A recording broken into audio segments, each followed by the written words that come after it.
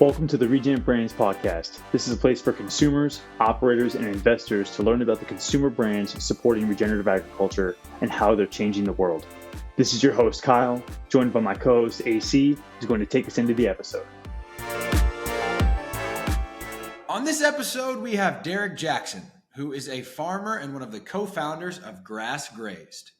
Grazed is supporting regenerative agriculture with a myriad of direct-to-consumer livestock products and just recently launched its first CPG item, Grazed Snax. Grazed Snax is a meat stick made from 100% pasture-raised pork. In this episode, we learn how Derrick and his family went from raising 25 backyard chickens to over 4,000 pasture-raised birds in just 11 months, the barriers that small-scale regenerative farmers face in receiving financing for land acquisition, and why the family has decided to invest in building CPG products as a key to their future growth. Derrick is a great storyteller, y'all, and it was really fun and informative to hear about their recent voyage into the world of CPG to help be both a growth and profitability catalyst for their family farming operation. Let's go. What's up, everybody? Welcome back to another episode of the Regen Brands podcast. Very excited today to have our friend Derrick from Grazed with us. So welcome, Derrick. Thanks for having me. We're stoked to have you on board. Derrick and I were catching up, just talking to each other for the first time before the recording started. We're both big fans of bone broth and oatmeal. I've convinced Derrick to try bone broth oatmeal, so super psyched already. Together, same time. Yeah. We can get into that later. But, for those who are unfamiliar with Grazed, Derrick, give us a quick lay of the land. Like, what sort of products do you produce? Like, what SKUs? Where can people find your product today? Give us the high-level overview. Yeah, so Grazed is a farm. We're a farm in Durham, North Carolina, and we raise grass-fed beef, pastured poultry, and pastured eggs. We also do some grass-fed only dairy. It's all direct to consumer. We recently launched our first CPG item, which is pasture-raised pork meat sticks, and that can be found on our website. Yep. Yeah, we're excited to talk to you about that. We're obviously very biased on this show, but we think CPG is a incredible pathway to build market outlets for regenerative farmers. And the fact that you have kind of done that on your journey, I think is very validating for us, but, very, very early. And we want to help tell that story and let you share with folks kind of all the things you've learned. I think, the last time you and I talked, Derrick, it was a rather long list, and you're like, man, I didn't know what I was getting myself into here, but we're excited to have you share that today for sure. Take us back to how this all got started. I know there's kind of a family piece here, and just how did y'all start the farm? Why did you start farming? Take us all the way back there. Yeah, so kind of a loaded question depending on who you talk to. But first generation farmer. My wife and I started the farm back in 2019, and the whole reason for getting into it was primarily due to a lack of access. I didn't have access to it. I lived in Page and I was active duty Army stationed out in North Carolina, and it's kind of a food desert. Well, it was a food desert at the time, where if you were trying to get access to anything locally grown, it's impossible. I didn't know that at the time, but I was struggling with some gut issues. Very, very healthy, doing the right things, working out, doing everything but eating right. I thought I was eating balance, but I knew nothing about what balance actually mean. So after we started in the journey of trying to figure out how can we be responsible consumers, meaning we went from it happened. A lot of times people are like, that was it. Like it happened that fast. It went from, I found out that dairy was causing my stomach issues. Like when I found that out, I was like, wait a second, dairy? Why would dairy do that? That was the question. Yeah.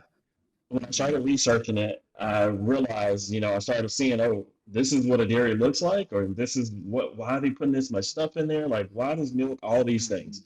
And just kind of, I saw a documentary, and the documentary just kind of blew it all out for me. And I left watching that documentary feeling angry, more than anything, I felt angry because I thought that what was being raised in the grocery store was what it was actually. It was represented uh, in truth, and it wasn't. What you see on the label, unfortunately, is not true. And I thought that it was. But after looking into it, we found out, it's the things that we're eating. It's how they're being produced. So we started trying to find local farmers markets. Couldn't find any. There was one that we did find. And at the time we were, living the married, 5 or 4 kids at the time life where my wife had a job. I was in the military, sports, were juggling schedules and trying to get to the farmer's market on Saturday to get pasture-raised poultry because I couldn't find anything else. Couldn't find any beef or anything that we could source back to the land. There was nothing available. The chicken farmer ran out of chicken, and I remember my wife would tell you I was upset. I was really upset because I was like, come on, man, like I committed to you. I thought we were committed. Like you were going to raise a chicken and I'm going to buy it every week. I'm only going to buy chicken from you. Right. And we're buying a lot of chicken because we're trying to feed 7 people in my house at the time. And he was just like, I'm out, man. And I didn't know this. I'm just like, well, you're a farmer. You do this for a living. How do you run out of chicken? And he told me, I didn't know this, silly. He says, it's going to be, I was like, okay, well, next week I can get it. And he was like, no, see, I don't have any on pasture right now. And I was like, okay, I don't know what that means, but okay. He's like, it'll be 8 weeks. And I was like, 8 weeks? I was like, well, I get back in the car upset. Paige is like, Paige, my wife, she says, what happened? I was like, he doesn't have any chicken and he won't have any until January. I was like, what? So yeah, I was upset. I went home and just started looking up, like, why does it take so long to, grow chicken? And I know I literally typed that in. Why does it take so long? And I did that. I'm not joking. Like, what is this guy not telling me? And I saw a YouTube video by I don't know. I think it may have been Justin Rhodes. And I didn't at the time. He wasn't as big as he is now, but it was just a video about a man just saying, an accountant. This man is an accountant, and he went from being an accountant to raising all of his food. And I was like, wait a second, this person can do it. I can do it. That's what I thought. And sure enough, I got introduced to pasture poultry profits, and that kind of got me like, okay, well, wait a minute, people are saying you can do this thing. So I saw Paul Greaves' YouTube video about how he got started, and I was like, it was 12 o'clock, and it was midnight because my wife was asleep, and it was like, just buy the chickens, just buy the birds, and do it yourself. And I did it. I bought them. This sounds like a late night infomercial. Like, it's late at night. There's somebody doing the infomercial. Guys, just buy the birds. They're on sale. 5 for $5, whatever. It was. So I had gone to the site before, right? And after I went to the site, I got a notification. It was like, quick ship, something. I can't remember what it was. Like, quick ship birds. You can have them and whatever. And I was like, what? Quick ship? Okay. And I ordered them. When I ordered them, I thought for sure that I had broke the law. And I was like, I just ordered birds online. They're going to call me tomorrow, and they're going to tell me, dude, you're in North Carolina. How you plan on getting those birds? We can't do that. You can't order chickens online. You can't do that. I got a confirmation, and it was like, your birds will be there in 2 weeks. And I was like, what am I doing? Derrick, were you guys living on a farm at the time? Like, did you have property at the time or no? No. As a matter of fact, no. We were living in a very, very prestigious, is what they call it. I don't say that. It's just what they call it. Subdivision in the historical district of downtown Fayetteville, North Carolina. Wow. I didn't. Where it's this neighborhood, they don't sell houses. Like the houses it took us 2 years to get in the neighborhood. And we finally got an invitation to a house that was set. So we moved to the neighborhood. It didn't even have a backyard. Like, we didn't care. We need a backyard for this. Less grass I have to cut. So that's where we were living. We didn't have a backyard. We had neighbors, and you had to ask permission to put up a fence. Yeah. But I ordered them. This is literally one of my favorite intro stories we've ever had on the podcast. You are so like one track mind. Like, okay, hold on. This food causes an issue. I need to figure that out. Okay, I need to eat pastured poultry. I find the one place I can find pastured poultry. It's not available for 8 weeks. I need to find how to buy my own birds. I buy my own birds. I don't even have a yard. You just keep going down that path, and it is amazing. I love it. I'm so stoked on this story. The whole time. It was one thing after another. Like, we bought the birds, and I got the confirmation. I was like, okay, I got to tell my wife, and because I didn't even talk to Paige about it. And I was like, I'm still traveling at the time. So I was traveling a lot for work, for the military. So I was like, I have no idea where we're going to raise them, whatever. So I sent her a message. I was like, hey, I sent her a text message. Hey, I did something. And she was like, whoa. And I sent her a confirmation screenshot because I got the confirmation. I was at work. And I was like, whoa, them birds are coming. I don't even know how they're going to come. I don't know if they're going to be alive or they're going to egg. I didn't know that though. So I called them. I was like, "Hey, what should I do before the birds?" And they were like, "Well, on the website, they were like, go to the website, and there's a list of things that you should do to prepare for your birds." Yeah. And I went and I read it, and it was like, you got to figure out where you're going to raise them and where you're going to put them. The brooder. And I was like, "What's a brooder?" I don't know what that is, but they say that that's the most important time of their life, and I don't have it. So where do I get the brooder?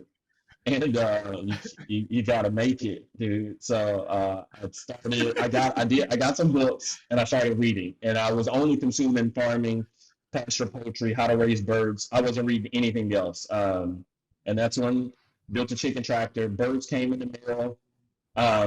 So when I ordered the chickens is how I started learning about farming. I started learning about what a brooder was, what was required in order to raise a bird, the life, the life on the farm or whatever, life to harvest, and just about food. So that led to the other thing. It was like, well, wait a second, what makes what I'm doing different than what everybody else is doing? Well, they can't be raised indoors, so I was like, well, they got to be outside. So what are we going to do with that? So we're going to do a pasture, some type of enclosement to put them on pasture because my neighbors aren't going to like that if they're all over the neighborhood. And then food. It was like, okay, well, I have no idea about food. What are we feeding these things? And I thought that you could buy it from the pet store, but you can't buy chicken feed from a pet store. Because we have a dog, right? And then I looked up, okay, local feed stores. It was an hour away from my house. And I was like, what? Like, the feed store? Why is the feed store so far away? Whatever. So, yep. And I learned about feed and then started looking at the difference between organic, non-GMO, which one you go to a feed store and there's 50 different, brands. It's like, which one is the best? And again, now looking back, it was just, okay, here we go again, consumer, because I'm going to buy chicken feed. I can do the same thing I did before when I was going in the store to buy, chicken breast. I can look at and see what they're telling me, or I can actually do the research. So, and I learned, I found a feed store, and then found a farmer that was producing feed for the feed store, went directly to him opposed to going to the feed store. But that came later on after we raised the birds successfully on pasture. Friends and neighbors Joe Salter said that people said that people were going to think that we were crazy. They never said it, but they definitely insinuated that I was crazy or that I was having a midlife crisis.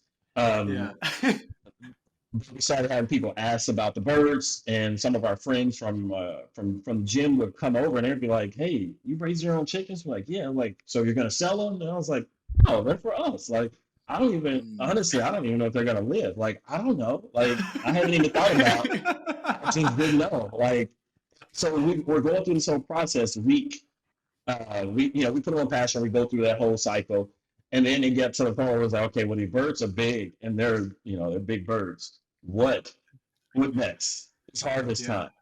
Okay, let's call. My wife's like, well, call the processor and see, if they can get you in. So I was like, yeah, of course, call a processor in South Carolina because there's only one on the East. Well, at the time, there's only one on the East Coast. So I called. I was like, "Hey," I talked to the lady from the chicken processor, and she's like, "This lady, she's been there for like 90 some years, or I think so. She sounds like it anyway." She says, "Okay, yeah, we can get you in. How many birds do you have?" And I was like, 25. And she was like, uh, "Okay, 2,500." And I was like, no, no, no. I was like, no, no, no, no. I only have 25. And she was like, 250. And I was like, no, ma'am, we only have 25. And she started laughing. Like she was laughing on the phone. And I thought she was talking to somebody else. And I was like, what? And she was like, um, unfortunately, there's a 250 minimum here. And I was like, Wow. what? Like, she's like, yeah, so you may want to call some friends and you can have a party or something, but we can't do 25 birds. So then I learned about processing, and I started figuring out, okay, well, how do you process birds on, what does that look like to harvest? And did some research and found out, get the equipment. Took a class online to do poultry processing, which is very, very simple. And we harvested the birds, my wife and I, and my 4 kids at the time, in our driveway. Paige, my wife, thought that the police were going to show up because somebody was going to call. Somebody was going to drive by and see the chickens hanging or whatever, and be like, "Oh, you need to call and report it." But I told my neighbors, I was like, "Hey, we're going to be doing something in the backyard tomorrow. It's our chickens. It's time." And they were like, "What?" We're like, "Yeah, it's just." And they're like, "Okay, we won't be here." So I was like, "Okay, good." And we processed them in the yard. And then after that, during that time, there were so many people that were asking about the birds. It started like, the thing just started, the wheel started turning in my head. Being a business major and I don't know, I've always had like this entrepreneur spirit of like, I want to do something on my own. I want to build something. I want to make something on my own. And during that process, Paige was like, after we process all the birds, we get them into the freezer and everything, and we eat the first bird. It was from that. Now thinking back, that was the last, or that was the first time that we had ever eaten a pasture-raised bird or anything that we had ever raised. Like it was the first time, and it was the last time that the day before that was the last time we had ever consumed something off of our farm. So since then, I haven't eaten at least that's cooked at my house anyway. Nothing's been raised or nothing has been served from our kitchen table that hasn't been raised from our farm. That's all wild. Poultry.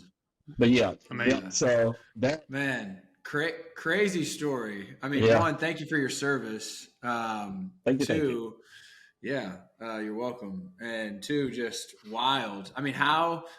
maybe with less detail, but how did you go from that to like where you're at now, like with a diverse species and selling all that direct to consumer with the farm you're on now? Yeah. So after that, it was the birds. We sold half of those birds, so we only had 12 left in the freezer for us. So it was immediate. I think I ordered another batch, and I had no idea. I knew that we were going to keep doing it. I knew we needed land.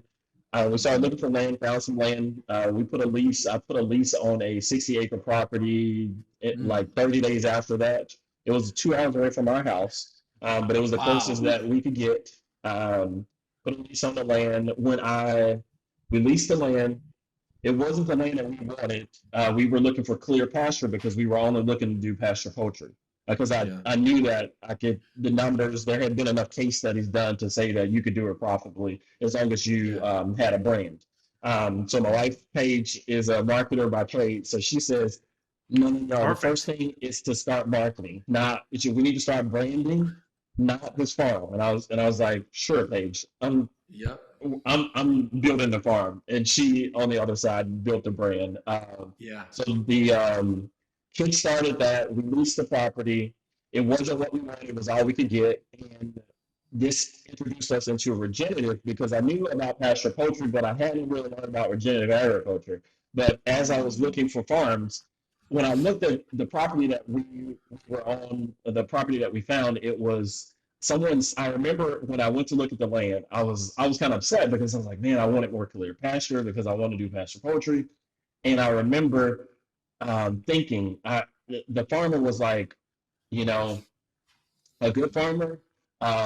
This is what she said. She says a good farmer will take the land and bring animals that will benefit the land and not the other way around. And I was like, I've heard something similar to that before.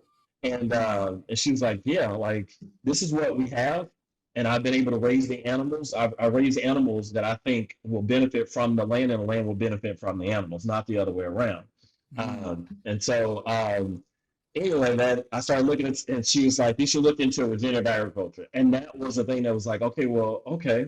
And after looking into it, it just kind of, it resonated with our values as a family about leaving things better than we found it. So being good stewards of the things that we're entrusted with. And it clicked. And I was like, that's why we're doing this. It's about the way that we steward things. So we lease the land. After we lease the land, one of the things that come with farming is when you start farming, I think a lot of the time it's because of a lot of this has to do with peer pressure, and the peer pressure comes from other farmers. I had a friend that was like, "Hey, you're raising chickens. I raise pigs. I want to raise more pigs. We should go in on pigs together." And I was like, yeah, he's like, you got a farm, you got 60 acres, you need pigs. And I was like, sure, like if my friend is telling me this, like we need pigs. Sure enough, the property that we went to look at was it was 60 acres, but 40 of the acres was woodland. So it's perfect habitat for pastured hogs. So, or not pastured hogs, but woodland hogs. So it just made sense. I was like, yeah, so we got to get pigs. So we leased the property. We inherited a laying operation, a layer operation. The farmer that was leaving the farm was like, hey, we'll move out faster if you will take our laying hens. And I was like, eggs? Come on. Like, I just want to do pasture poultry, right? She's like, but we have layers. They were raised here. This is their home. And they're laying. You will automatically, you get eggs, immediately, and then you can start selling. And I was like, yes, I need to start selling. So we started. So within a span of 2 months, we leased the property, we purchased 15 hogs to start, and then we inherited 75 laying hens, which lay a lot of eggs, and I wasn't prepared for it at the time because I didn't have any customers. And it kept going from there. I knew that I needed to leave the military, so it was okay. I want to replace my salary so that I can farm full time because I like this and I want to do this. And the fastest way of doing that was to take over someone else's operation because I had missed all the farmers markets at this point. I knew nothing about farmers markets, so it was like, well, you want to be at a farmers market? And I was like, sure, but I don't because I know farmers markets from what I've read. It's not the way to build a business, and I don't really want to do that, but it's a way of, building a brand. So how do we do that in the middle of the season? Find a farm that is ready to retire, and they have some market space. So I was like, sure. So I started looking, and I found a farm that had been around for about 8 years, and they were ready to retire. And we took over. We bought their operation. We just kind of did some rebranding and we kind of bought their customer and we bought all their marketing, all of their everything, and just kind of brought it underneath Grazed. And that kind of catapulted us from going from 25 birds to our first year. We went from 25 to 4,000 in the first year, and 50 hogs. So yeah. Hold on. What's the time frame from buying the first 25 birds to 4,000 birds and hogs and everything else? Is that 1 year? Is that 2 years? It was 11 months. Wow. Yeah, so crazy. It wasn't it? Mm-hmm. Yeah, it was, and that was the year of COVID. Yep. Yeah. Wow. Mm-hmm. Yep.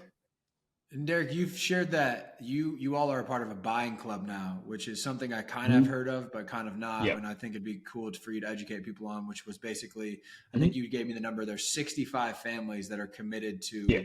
purchasing y'all's output versus you having to kind of go sell it open market at the farmer's market or something like that. And that's been really helpful and, a key piece of this. So can you just talk about that a little Yeah. bit? Yeah, so the buying club is it's still a direct to consumer. The buying club is, I think, an asset for farmers because I think it really does protect the farm and the farmers, and the relationship between the farmer and the consumer. We call them eaters. We call them I eaters like it. because they're not just consumers; they actually contribute to the whole process. So these are 65 families that say, "Hey, we're committed to sourcing all of our meat products, all of our not all of the dairy, but all meat from your farm. We're going to Yeah. buy from you. We're going to support you." And that also means, sometimes it is a hey, sometimes when prices fluctuate, the buying club, because they're invested because they own a portion of it, they understand that there really isn't much conversation when we're talking about, well, the price of supplies or things are going up, so we have to adjust prices. But during the time, they're like, hey, I see the prices are going up in the store.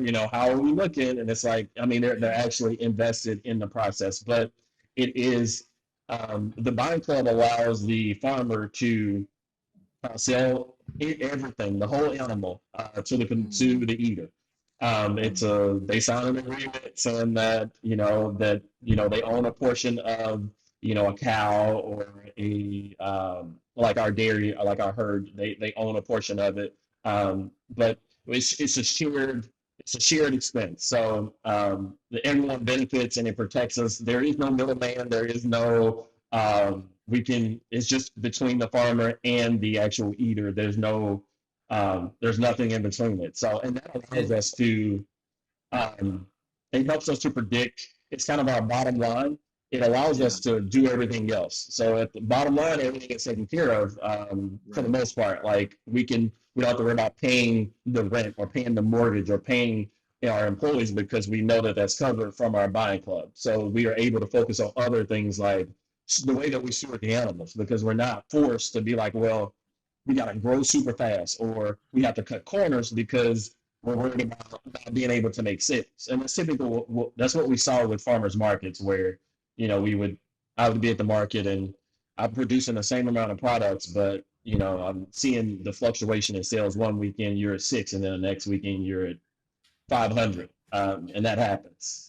So on top of it kind of being that baseline of guaranteed revenue, is it also paid in advance as a production finance like type mechanism to where it helps you finance some of the upfront cost before the harvest, or is it just the revenue for the end products? Yeah, so there's two. So there is it's not a CSA. So it's not the CSA model where you pay up front. You pay a fee to join to be a member, and then you just buy.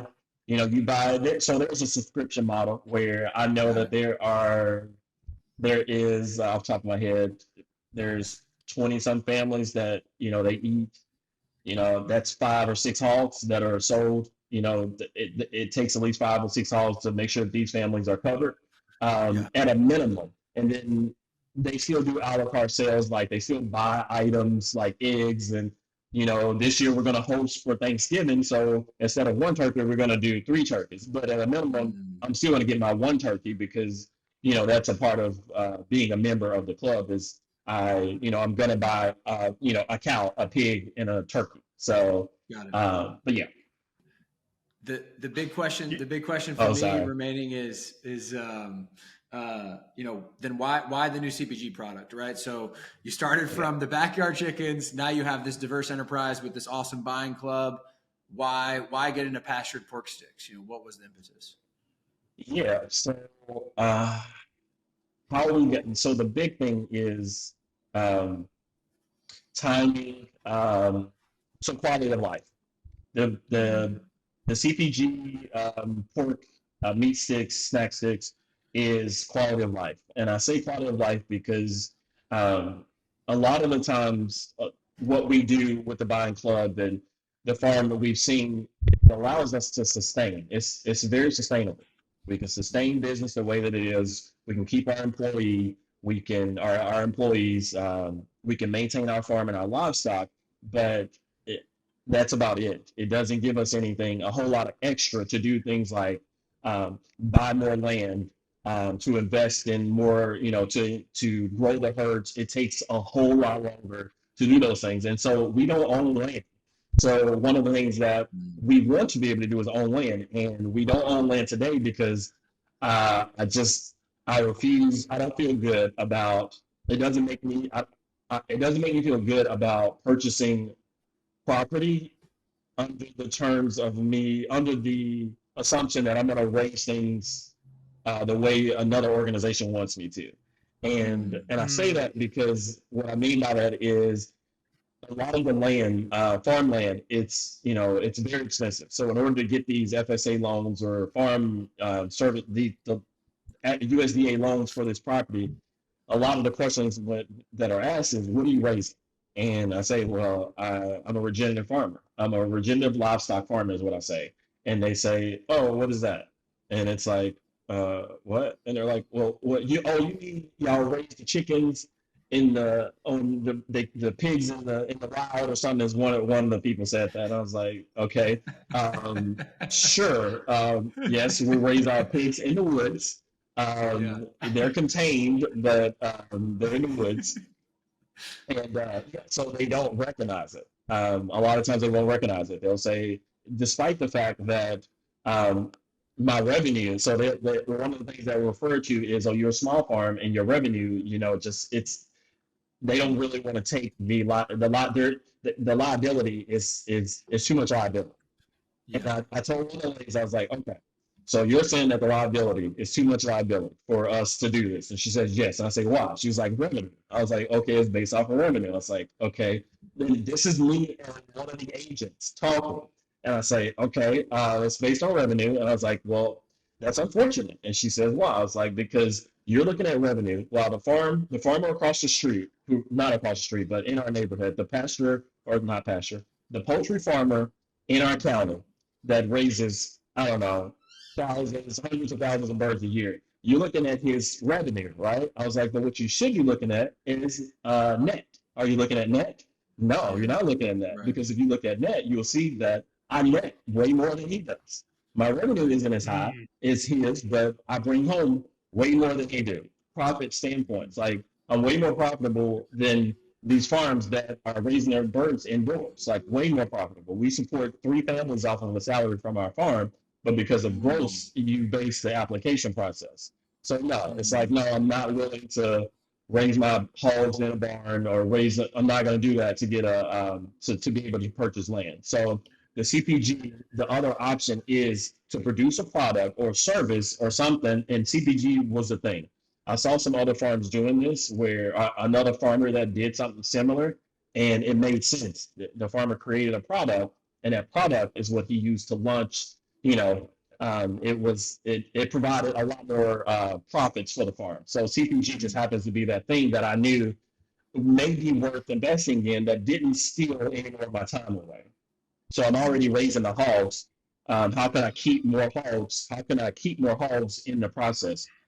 When you're doing things like raising bacon, and I know everybody loves bacon, and I love bacon. The bacon is a small percentage of the hog, like very, very small percentage. While the margins are high, they're still not high enough to cover the rest of the loss from that pig. So how can we incorporate the whole pig in the whole animal? And while the meat sticks don't incorporate the whole animal, it does incorporate a larger percentage of the animal, but the margins are much higher than we see with value added things like bacon.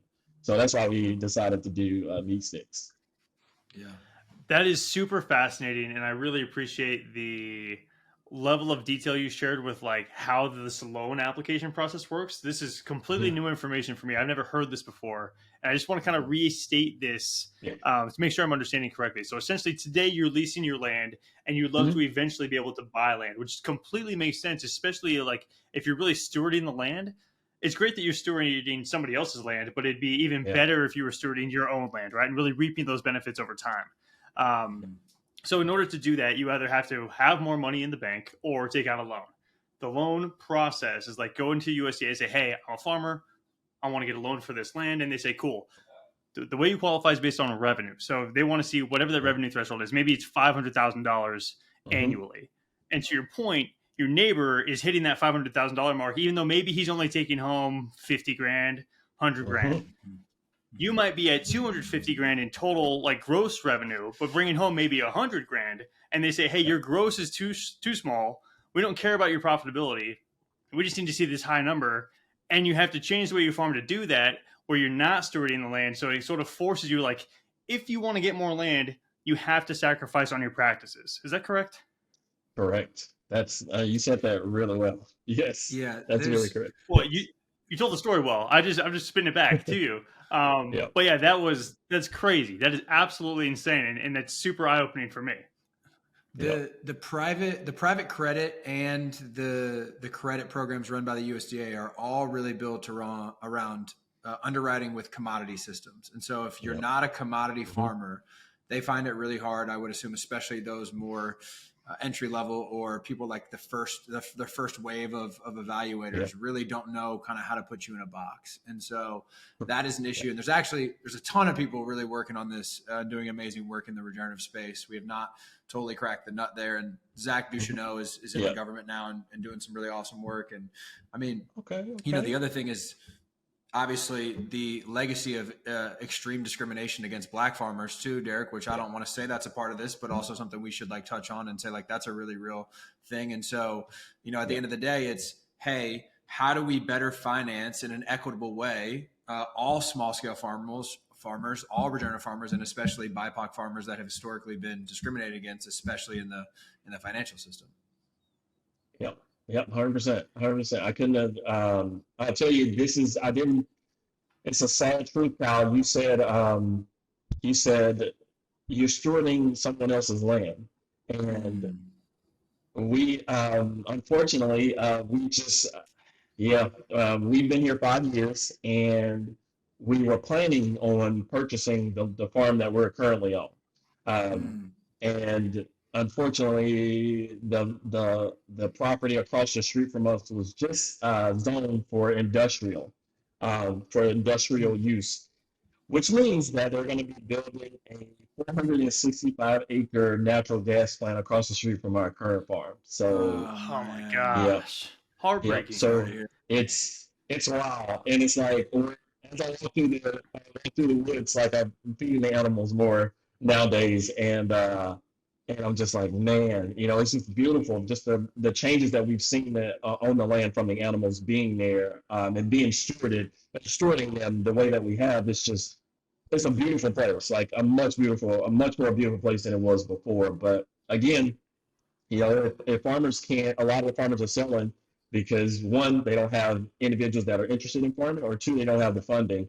As Anthony presented, the funding for it is extremely difficult, and there are some organizations out there that are doing some really good stuff that we're in talks with. I think that it'll get better in the next. We'll see some changes in the next year or two. Totally. Well, what's super frustrating to me about this story, and I really appreciate it because we talk so much about why it's so hard to be a regenerative brand today, and I don't talk to. We've had conversations with a few regenerative farmers who are generally like much higher scale, like larger scale. But to hear your story and go from like, hey man, I was raising chickens in my backyard to, you know, trying to like purchase land for the first time, it makes me realize like how difficult that process is. And like, it should be the exact opposite. The government and these loan programs should be incentivizing the stewards, the good farmers who are trying to do it the right way and making it easier for them to make this positive impact, both on nutritional density, human health, animal health, planetary health, local food, decentralization. Like that's what we should be incentivizing. And to hear that it's that hard for you to try to increase the scale at which you are stewarding this land is just so frustrating. And I mean, we've been talking for 35 minutes, and I'm this frustrated. I mean, I can only imagine how frustrating it is for you. It's tough. But I do want to get you. You made a statement earlier, and I want to pitch it back towards CPG, because you made a statement that I think you might feel differently about now. You said you wanted to launch the pork sticks because it was a CPG thing that wouldn't take up too much more time. And I'm curious what how you feel about that now, and what you've learned. Because I mean, you seem like a really avid learner. Like, you go down the rabbit hole, you want to learn the whole thing. So what have you learned about the CPG space, and what has surprised you? What has that journey been like? Every time we go to ship a product out, I'm actually happy. I enjoy it. It is so much easier to ship a pork and meat stick or a meat stick than it is to ship 20 pounds of frozen meat. It's a night and day difference. We can do it as a family and not get angry at each other. It's much easier, I can say that, and it's less stressful. My stomach, I sleep better at nighttime after I drop off at the UPS center, after I drop off at the distro center, because I'm not like, I used to get this knot in my stomach, because I'm like, I'm gonna get, I'm watching the tracking number, like, okay, where is it? Okay, it's been there too long. And that happened multiple times where the item just got stuck over the weekend when it was supposed to be sent same day. So, shipping, I would say, distribution and shipping and distro is so much. I mean, it's so much easier. I tell all my farmers friends, like, I wish I had done this sooner, just because it's so much. The learning curve for shipping frozen products is extremely difficult and very, very, very, very capital intensive. It's a lot that goes into it, and I wish we had known this sooner. But CPG it's new, and it's new in the sense of trying to get into the same, I guess, the conversations. You don't meet too many farmers talking about CPG, so it's not. Access to information, to conversations are a little bit different. Majority of the time, it's not. Majority of the people that I'm talking to are professionals about CPG are not farmers. They are, like, majority of them are marketers. So it's a little different in the sense of, a lot of the time I'm trying to. I would say it's a little bit. I found a few things to be difficult, and the difficult thing is we're still doing direct to consumer, so we still have the production process that we're still trying to map out and just streamline and make it a lot more efficient, and just trying to get better with that. But also trying to make the connection between being. We produce the product. It's not something that, we're not just drop shipping and you make the sale, and we're not just marketers. We're doing more marketing now than we were doing farming before. The majority of the time is spent, trying to see how can we make the stick better. We spend a lot more time talking to customers about, or just trying to learn more about how and what else is needed, because pork sticks are great, but then there are still things like a lot of people don't eat pork, and a lot of people say, well, are you going to do something like lamb stick or something? And I'm like, sure.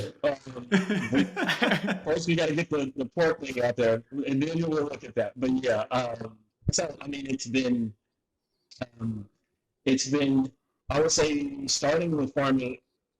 We were just used to things being so hard that pivoting into marketing a CPG product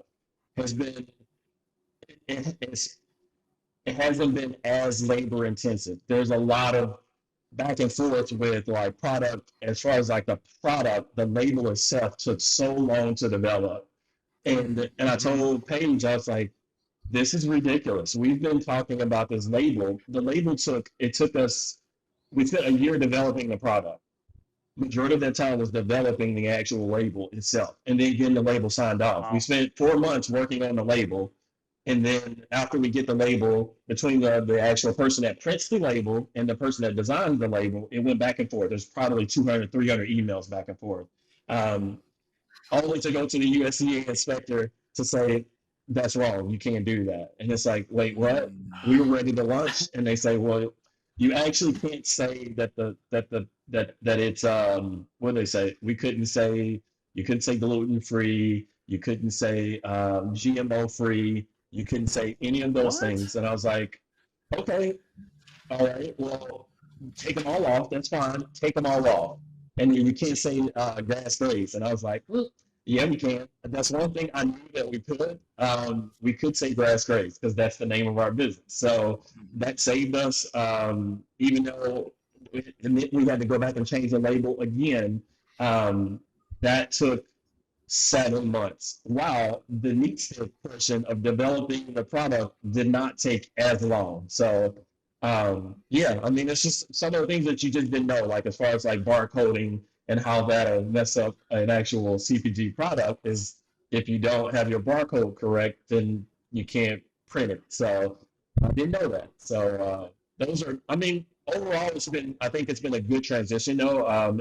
We're able to, from what we're actually able to do, what we can actually control. As a farmer, I want to be able to control the entire process as much as possible because I don't want, additional hands touching the product, because that's when things get added and that's where things get, changed. We're going to cut corners, and we didn't want that. We wanted to have complete, as much transparency as possible. And that means from raising the animals to producing the actual meat stick to the actual label and then packaging and then shipping. We want to be involved with the whole process. That way, when our customers ask, where did that come from? What's in the product? What is this? What are your ingredients? Which I can tell you about all the ingredients because I had customers ask, and I wanted to be able to explain what the actual ingredients were and not be afraid to talk about them. So, but it's been a good transition though for us as a family and as a farm, as a business. Well, it certainly sounds like you've learned a ton. I was trying to take notes on really the whole conversation, and the positives that I've taken away from bridging into CPG are vertical integration to some degree, better carcass utilization, margin expansion, building the brand / consumer transparency, the fourth bullet, and then the fifth bullet is basically increasing that consumer basket size, right? So giving them something else to buy in addition to what they already buy. So those are my 5 big positive takeaways. Admin and regulatory are the 2 big negatives, it sounds like so far. The one I thought would be in the 3rd spot there, Derrick, would be processing. Like, I'm assuming finding the co-man and like MOQs, like, was that a headache? Like, what was that process like? Yeah, that was, so I knew a little bit about processing. So just because we had been looking for a long time, and I was talking to some other companies that had already launched some products, and I didn't go into it blind. I knew that going into it was going to be very difficult to find a product. I knew not to look locally though. Before we even launched into it, I was told, hey, when it comes to packaging, that's one of the things that, it matters. Like, consumers care about packaging. Unfortunately, you have to, you really gotta do the label correct, and it cannot look like a farmer label. And I was like, okay, I got it. You know what the farmer labels look like,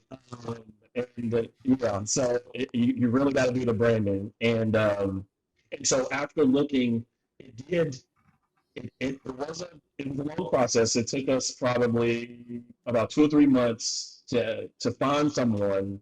And it was still a long process of going back and forth with ingredients, what they can and cannot do. You can't use, the big thing for us is we didn't want any sugar in the product. And it was like, dude, like, that you're making it extremely difficult, and that's going to be really expensive for you as a producer. Like, it's going to cost you a lot, and the yield is, you're going to lose. You're going to cut your yield in half if you remove sugar. And that was something that we did not know. But talking with the processor or with the meat packer, our co-packer, he explained it all in detail and just kind of laid out some things. There was we didn't want any sugar at all right now. We're using maple, as a substitute maple yeah. syrup, and Nice. it was one of the things that was acceptable, we thought, for our consumers. And but again, we didn't want that because it also changed the flavor. Turns out people love the maple. It's great. It worked out in our benefit. However, going forward, it did. We don't. We can't put maple in everything. So currently, where we are, we're looking for another co-packer that can produce a product, with the ingredients that we want to use and with the limited amount of products. Well, and they do exist. It's just our current co-packer. He's just it's a lot. It's very labor intensive for his staff, and it's not the type of business that he does. Even though he's willing to work with where we are, we want the product to have no sugar and no maple syrup, and we're going to keep searching. So yeah, that's co-packers. I figured out if you call them and you get them on the phone, they don't operate by email. They will not respond to emails. You got to get them on the phone or show up, like pull up at the actual facility.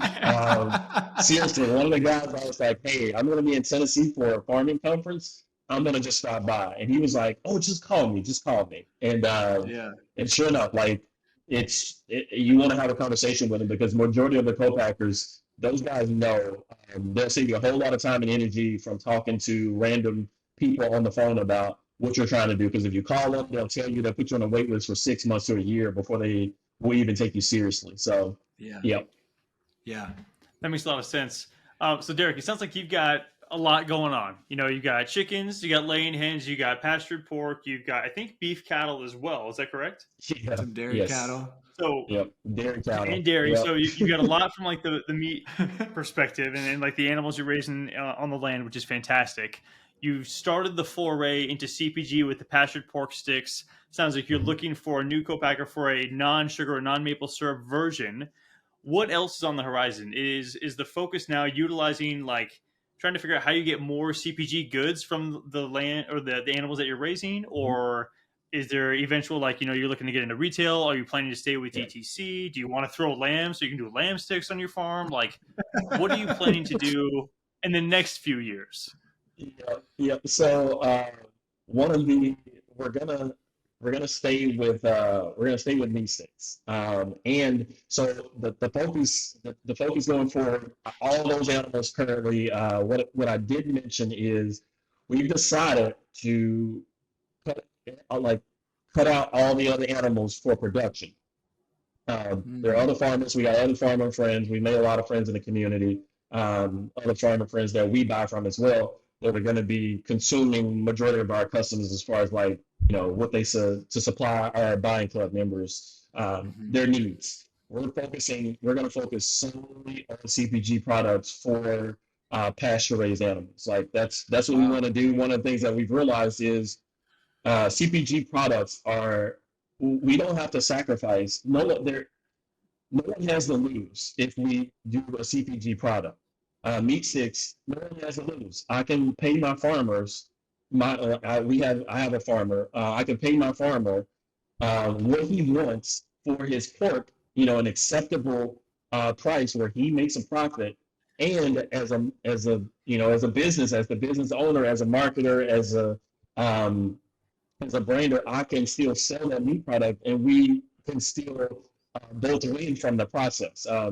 Paige and I we were trying to figure out in the beginning, what do we bring to the farming community? And a lot of older farmers will ask new farmers that when they start farming, they'll say, well, what is it that you bring to the community? And you should think about that, because you don't know yet. You're going to say, well, I'm going to raise pasture poultry. And it's like, well, sure, but we're all doing that. So what do you bring? What is your niche? What is your creative, genius that you're going to bring that's unique to you, to the community? And I think Paige and I, Paige is really, she has a gift for marketing and branding, and I think we tell stories very, very well. We're very good at communication, and we the community is big to us. We know a lot of farmers that love to farm, and I love to farm too, but I think I'm a better marketer than I am a farmer. I'm a better salesman than I am a farmer. It's natural. I like talking to people. I'm not trying to sell anybody anything. I'm just giving people what they really want. This is just creating a product that people actually want. People have told us, hey, we shouldn't have to, we've experienced it. Whenever we go to travel, it's always like, well, what are we going to take? Because what are the kids going to eat in the car? And then you're at the grocery store trying to figure out what's safe. You know, it shouldn't just be that one aisle in the store that's like a shelf, and you can only pick from a few snacks that you can actually eat without, worrying about the effects it's going to have on you or your children, or feeling guilty about giving it to your children. You shouldn't have to sacrifice. Like, you shouldn't have to do that. And, farmers are creating products. They just want to, some farmers just want to farm, and that's okay. Because I like farming. I go home and I still farm every day.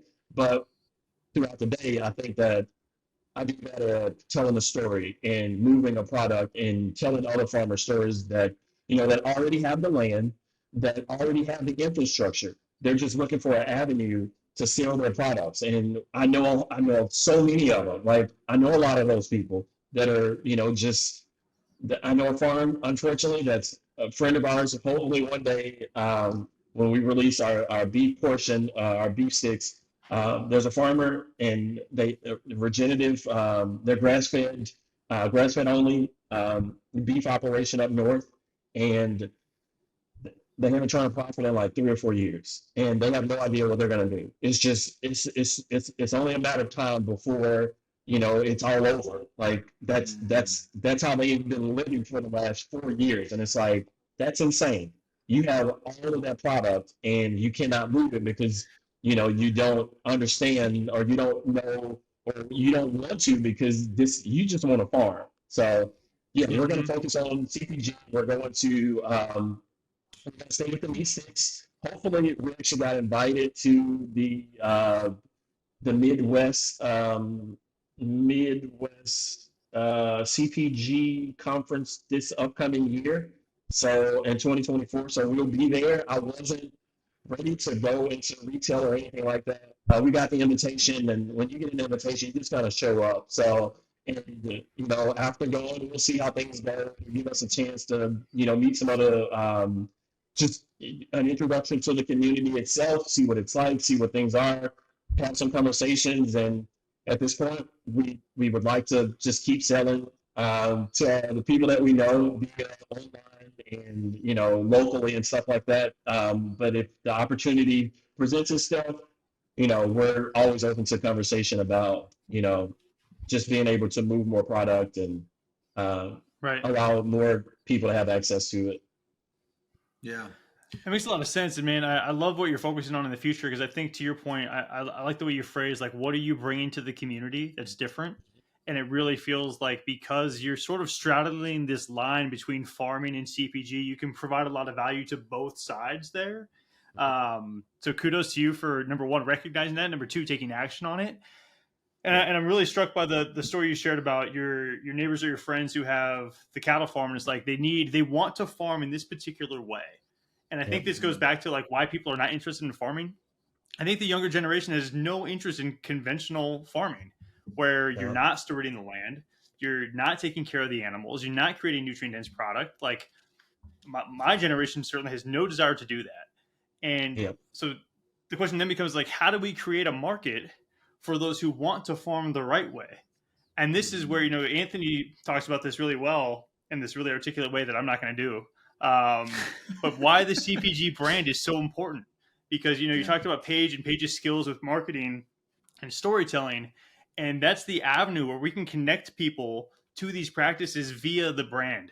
And that's the work you all are trying to do, which I just super respect and appreciate. And I'm excited to see what you all come out with next. It's going to be really, really cool.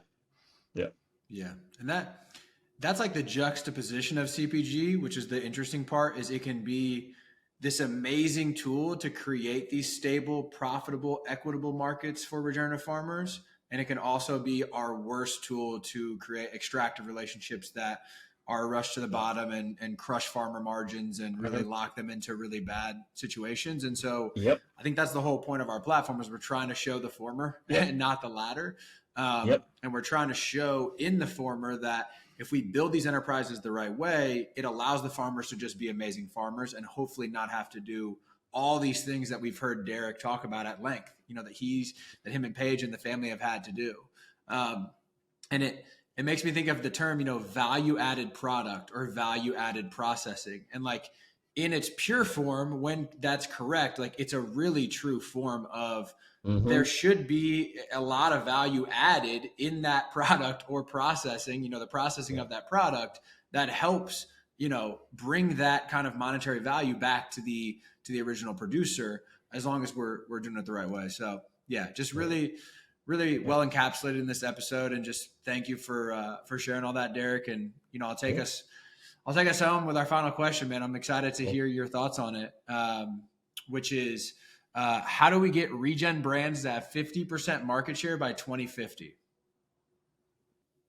We need to, I think, well, how do we do it? So I think that farmers are already producing, right?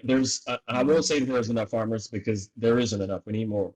However, farmers are already producing good products. But what needs to happen is we need more brands or marketers that are willing to bring the farmer to the table. When we invite farmers to the table, and I don't mean an actual table, but if you bring the farmer to the table, the reason why we want them at the table in the conversation is because we're less likely to take advantage of them. Like you were saying, we're less likely to take advantage of them. If we don't take advantage of them, then they will produce the products. Like they will produce things in a way that's regenerative and not just sustainable. They will produce more products, which will give us, or give marketers or companies, the opportunity, CPG brands, the actual supply that they need in order to get the products out there. But putting farmers, I'm an avid believer that people buy into stories and they buy into people. People support people. If we put people, if we put farmers, if you put a farmer, and I know they don't do this, but if a grocery store wants to make more money, put a picture of some farmers up in the grocery store. It changed the way people purchase. When you see this, oh man, that man has look at that. He has 3 kids and whatever. Just a simple touch of, man, that's where that came from. It doesn't mean not to be true. People will purchase it. So by bringing the farmer, letting them tell the story, capturing their story, and not trying to tell the story for them. That's where I think that's where marketers get it wrong, is they try to tell the story for the farmers. Let the farmers tell the stories, the ones that are doing it the right way. And that will, it'll be, people want the product. People want healthy. They want it. If they don't believe it's healthy, they want local. They want a local product that is raised in a good way. They do. Like, they really do want that. People don't want garbage. There's no way. If you ask people, they will tell you, no, I don't want that. No, if I knew that. So if we tell the story and we tell them how they're actually doing it, give people the choice, then CPG products supporting regenerative ag won't have a problem. It's just the right way. I love that answer, and there's a couple things I want to hone in on. My new answer is change the USDA loan format, because it's bullshit. But it's true. That's my new answer. But I love what you talked about, because it synthesizes a couple different points. Like, number one, like, storytelling is going to be critical to the success of regenerative agriculture. We have to figure out how to tell that story authentically. And number two, like, education. You talked about people don't want garbage. We need to be able to tie this regenerative value proposition to health and wellness, and both from a human and a planetary perspective. And I think you hit the nail on the head. Like, we have to be able to do these things at the same time together, and that's how this thing's going to move forward. So really appreciate that answer. Yeah. And agreed. And I think for us, Kyle, this is something that we talk about openly, like not having the answer for yet, but it's how do we integrate the farmer into the marketing story? Because at point of purchase, in the middle of the aisle, when someone's deciding, they really don't care. But it is this 100%. Amazing, powerful storytelling tool somewhere in that, in that journey, right? So where is that? Is it at the end of the aisle? Is it just on social? Is it just via email marketing? Is it via a national media campaign? Is it all those places and even more, right? And like that's, I think that's what we're trying to do with the Regen Coalition. That's so important, is like we're trying to build the infrastructure to go figure that out. Because truthfully, none of us know what the exact answer there is. But if we don't do it together and we don't do that R&D and put some money into figuring that out, we'll never know. And if we don't ever know, we won't succeed. No, Totally. it won't happen. Yeah. Well, Derrick, man, super appreciate the time. Love the story. Thank you for sharing. It's been a blast, man. I can't wait to try the pork sticks. Oh, and just for anybody listening, if they want to try them, the website is grassgrazed.com. Go there, check it out. See, you get some killer imagery on the farm. I'll get the website pulled up right now. So check it out. Thank you. Thank you, Derrick. This is awesome, man. Really appreciate it. Yep. Thank y'all. Thank y'all for having me. For show notes, episode transcripts, and more information on our guests and what we discuss on the show, check out our website, regen-brands.com. That is regen-brands.com. You can also find our Regen recaps on the website. Regen recaps take less than 5 minutes to read and cover all the key points of the full hour-long conversations. You can check out our YouTube channel, Regen Brands Podcast, for all of our episodes with both video and audio. The best way to support our work is to give us a 5-star rating on your favorite podcast platform, subscribe to future episodes, and share the show with your friends. Thanks for tuning in to the Regen Brands Podcast, brought to you by the Regen Coalition and Outlaw Ventures. We hope you learned something new in this episode, and it empowers you to use your voice, your time, and your dollars to help us build a better and more regenerative food system. Love you guys.